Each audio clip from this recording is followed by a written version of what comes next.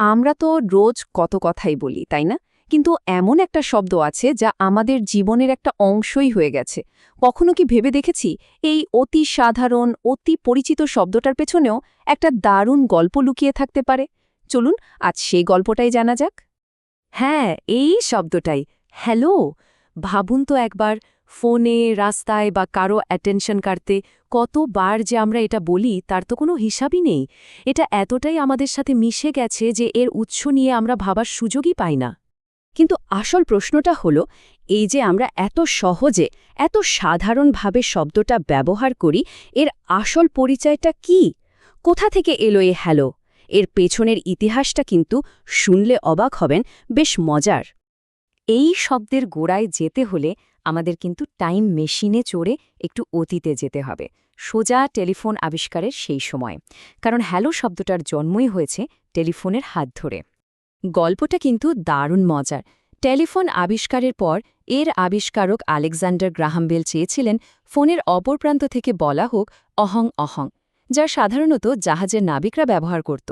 কিন্তু Thomas Edison প্রস্তাব দিলেন হ্যালো বলার, কারণ তার মতে এটা দূর থেকেও অনেক পরিষ্কার শোনা যেত।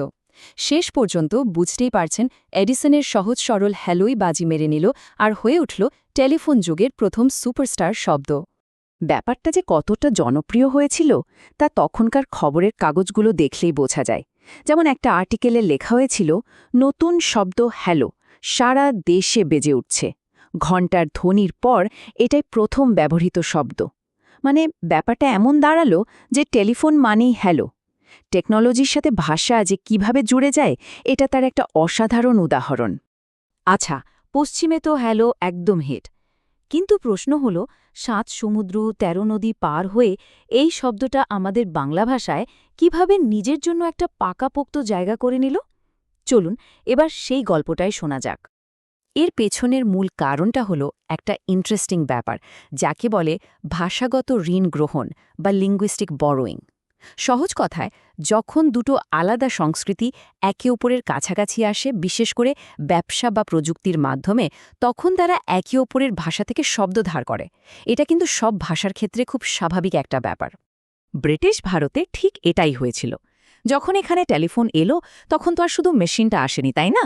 তার সাথে চলে এসেছিল সেটা ব্যবহারের নিয়ম কানুন আর কিছু নির্দিষ্ট শব্দ। আর সেই শব্দগুলোর মধ্যে সবচেয়ে পপুলার ছিল এই হ্যালো। চলুন এবার এক লাফে বর্তমানে ফিরে আসি। এত বছর পর আমাদের বাংলা ভাষায় হ্যালো এখন কি করছে? এর ব্যবহার কিন্তু এখন আর শুধু ফোন রিসিভ করার মধ্যেই আটকে নেই। দেখুন, একটা জিনিস খেয়াল করার মতো, আমাদের নিজেদের সম্ভাষণ, যেমন নমস্কার বা আসসালামু আলাইকুম, এগুলোর একটা সামাজিক বা সাংস্কৃতিক গুরুত্ব আছে। কিন্তু হ্যালোর ব্যাপারটা কিন্তু একদম অন্যরকম। এর কাজটা মূলত প্র্যাকটিক্যাল। মানে এটা একটা টুলের মতো কাজ করে, যা দিয়ে আমরা কানেকশন চেক করি বা কারো মনোযোগ চাই। অর্থাৎ হ্যালো এখন একটা অলরাউন্ডার শব্দ হয়ে গেছে। ফোন ধরা তো আছেই, আবার রাস্তায় কাউকে ডাকতেও হ্যালো বলছি, এমনকি অনলাইন মিটিংয়ে আমার কথা কি শোনা যাচ্ছে বোঝাতেও আমরা হ্যালো ব্যবহার করছি। মানে এর কাজের পরিধি এখন অনেক বড়। তাহলে এই যে এতক্ষণ ধরে আমরা একটা শব্দ নিয়ে এত কথা বললাম, এখান থেকে আমরা আসলে কি বুঝতে পারলাম? এই সাধারণ শব্দটার জার্নিটা কিন্তু আমাদের এই বিশ্ব আর তার সংস্কৃতি নিয়ে অনেক বড় একটা ধারণা দেয়।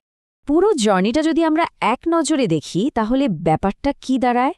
প্রথমে একটা টেকনোলজিক্যাল ইনোভেশন হলো, যা একটা নতুন শব্দের প্রয়োজন তৈরি করল। তারপর সেই শব্দটি তার নিজের কালচারে জনপ্রিয় হলো।